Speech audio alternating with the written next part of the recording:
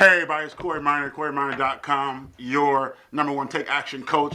Back at back at my alma mater, doing a blog for indie football, indie media. So let's have some fun. Sounds good. Thanks again for coming out. My pleasure, man. Thanks. My pleasure. Thanks. First of all, let's start why you're here. Okay. You're here for Play Like a Champion. Yes. Tell us about your involvement in that. Ah, man. You know, it's funny because I got asked to do this probably about, I guess, 6 months ago. They need somebody to do it out on the West Coast, Play Like a Champion, and I was like, that sounds like fun. I love doing seminars. Why not? And I have so many stories, and I've been coached my whole life, and some of my coaches that I had back in the day have really influenced me and took care of me. So I said, why not? Let's do it. And a guy named Bob, who was a big Bishop Mount supporter, my high school, kind of hooked me up with the program, and I've been loving it, man. So we do probably about 1 or 2 events a month. I mean, we're between 50 and 70 coaches come out, and it's an all-day coaching clinic, and we teach, we instruct, and it's a fun time, man. To kind of bond and get together. It's been enjoyable. Yeah. And what is the background of Play Like a Champion? What is the attempt for the program? The big attempt really is through the ACE program here at Alma. Yep. I'm not Notre Dame, excuse me. And the big gist of it is really to get people, coaching youth, parents, to understand that character matters. Mm-hmm.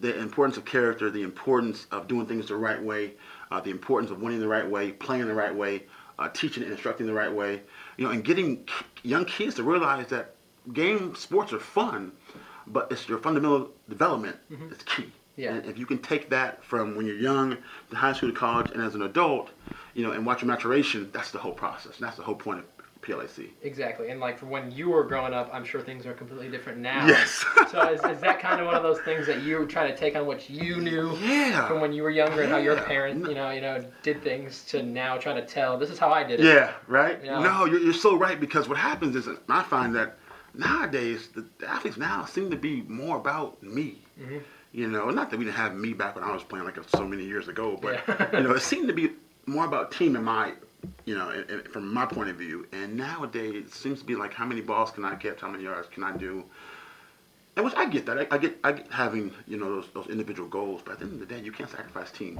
Yeah. I think a lot of that happens now, and hopefully with this program that we have, as it gets broader and bigger across the country, we can really expand and really help people understand that, hey, at the end of the day, as a coach, I want to win games, and I get paid to win games. I get that. It's important, right? Mm-hmm. That's your livelihood. But what about the feeling that you get seeing your players 10, 15 years from now, he or she's married, has kids, and doing very well in life? Yeah. That feeling has to be amazing to you. Yeah. If you can't embrace that as a coach and look forward to that and see the long-term goal of the effect you create now, then why should you even coach? Yeah, exactly. That's kind of my theory, so maybe I'm wrong, but No, that's kind of how I feel. I think you know better than most of us. Let's say that way. This isn't technically a charity, but it's something that's helping others. Yes. What other things that you are involved with that you feel like are good, not just for you, but that you're helping others do things? Are you involved in coaching still? Are you involved in different things like that? I try to do a lot of mentorship. I try to go around my high school a lot when I can. I get phone calls, people all the time. Hey, I got a kid, can you mentor? Can you just talk to? And that's probably what I do most of my time, and I love doing that, because I know for me, when I was growing up, I had people do it for me. Mm-hmm. I look at my guys that I looked up to, like Scott Fields, who was, I think, a singer when I was a freshman. I looked up to him, and so there's people that I looked up to when I was coming up that I knew that, their 2 or 3 words that to me meant a lot, and so if I can give back, I've been blessed to do some great things in my life, and I'm so thankful. But it was not, I'm not I had people help me. Yeah. Corey Miner isn't here because Corey Miner's here because people around me helped me, pushed me, motivated me, and guided me to get here. Yeah. From youth all the way to Notre Dame to NFL. So I'm just truly thankful and blessed, and however I can give back, I look forward to doing that. Exactly. Let's talk about your time at Notre Dame. Okay. Boy. We had just talked about you haven't been back for a couple of years. Yes. It's been a few years. It's been a few years. Yeah, to say the someone least. else was president. Things have happened. There's a different pope, right? That's so true. So true. So current state. We'll talk about that in a second. Okay. But you have a bunch of teammates. I always say, my favorite offensive player of all time at Notre Dame, Archer Denson. You played with them for all 4 years? Yes, I believe? all 4 years. So what is it like to kind of see these guys, and do you talk to them still? Kind of what's your involvement with guys from back in the day that you probably have tons of stories about? Probably not as involved as we should be. Mm-hmm. We were a close-knit group. Our group coming in, our class in '95. Yeah, coming in. But yeah, we talked through Facebook. I like his post. He likes my post. Yeah. things like that. But probably not as well as we should. I still keep in contact with guys like Jimmy Friday and Jamie and Spencer. But not like we should. We had. I can really say that during my time here, we all got along, and we all generally cared for each other on and off the field. We played for each other on the field, but off the field, I cared about your well-being. They cared about my well-being. We were a class that was supposed to do more than we did. We had a decent 4 years, but we were supposed to do a lot more, and we should have did a lot more. But you know what? The times that we had, the sacrifice we made for one another, those are invaluable. I can't even remember all the stories that we can go through. And we just had a wonderful time with Coach Holtz and Bob Davey. So many. I think me, Coach Holtz and I are still very close to this day. And I think about, like, man, what did he say? You try to recall back things that he said. And you think about it when you're here.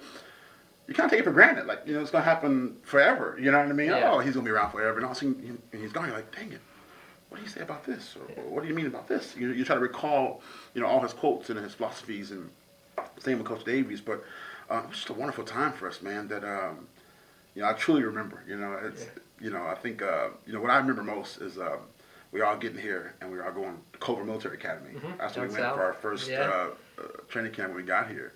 And you can just imagine 16, 17 freshmen lined up, shaved heads, with one phone, everybody calling moms, crying, like, Mom, I want to go home. That's what it was every night. But we bonded together, man, and we stayed true to each other, and we got through it, man, and we all graduated, and some went on to NFL, some went on to doing other things, and law school, graduate school, but it was a great time. Yeah. Great time. Exactly.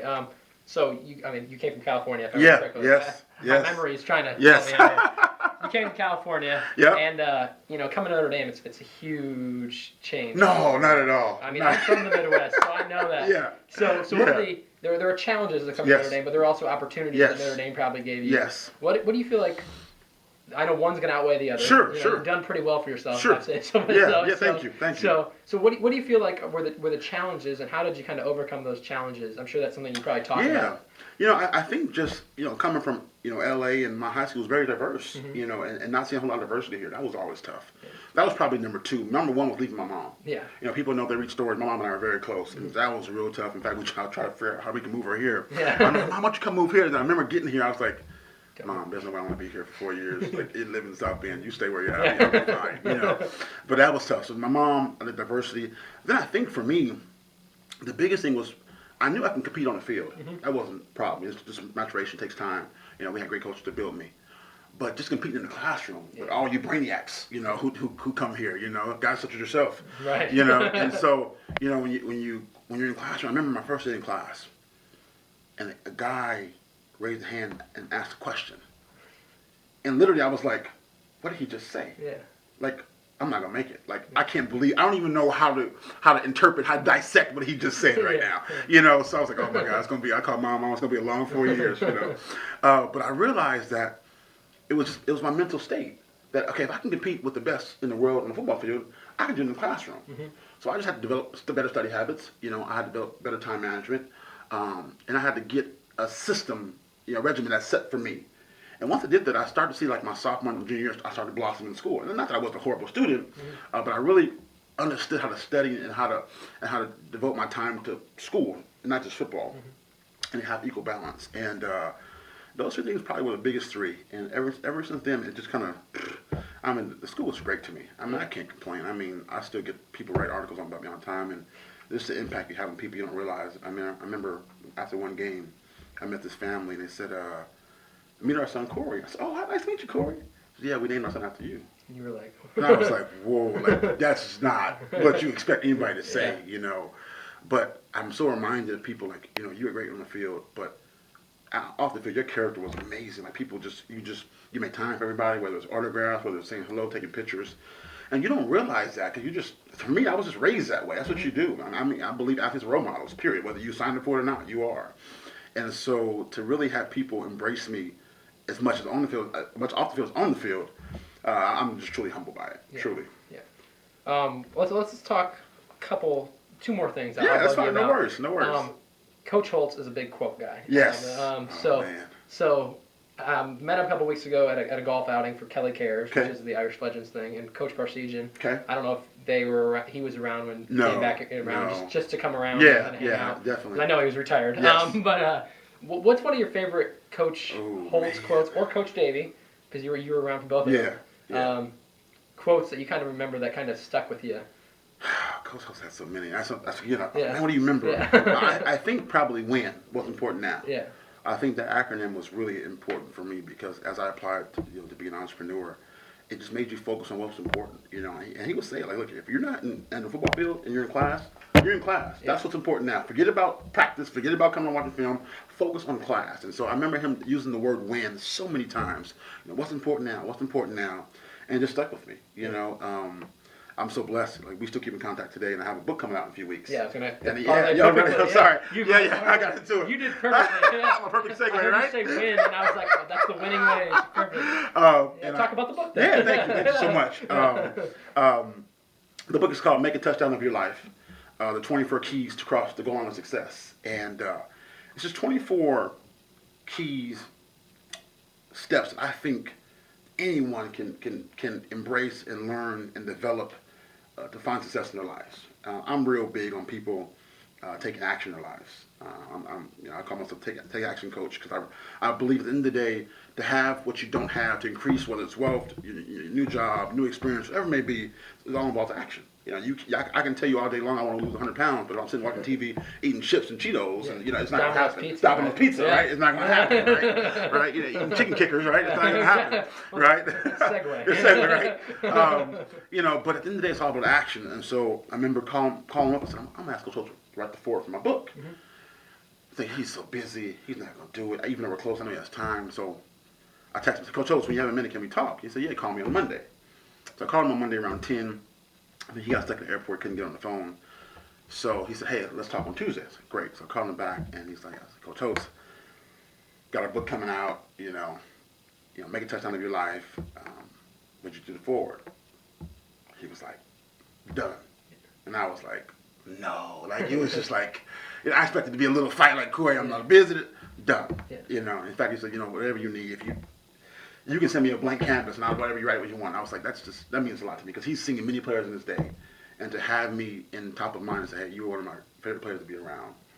Mm-hmm. I'm in awe of that and truly humbled by it. And so he wrote the foreword for the book. The book will be out very soon on my website, KoreyMinor.com, KoreyMinor.com. Don't forget. And at Notre Dame's bookstore. Notre Dame bookstore, yeah. Hopefully, I talked to the guy at the bookstore yesterday, so I'm going to send a copy of the book, and hopefully we can do a bookstore and a signing during the season. So I'm looking forward to that. But I look at my time in Notre Dame, man, and I'm an old has-been now. People don't know who I am anymore, which is fine. But Notre Dame was so good to me, man. Notre Dame was, I'm in awe because they treated me so well. My family, me, administration, coaching staff, alumni, the style being running community across the country, flying in every week. I'm just thankful. I am. I really am, because they made who I am. They made me. I mean, I make tackles and did all that, but it was them who fell in love with me and my character and what I did in the community.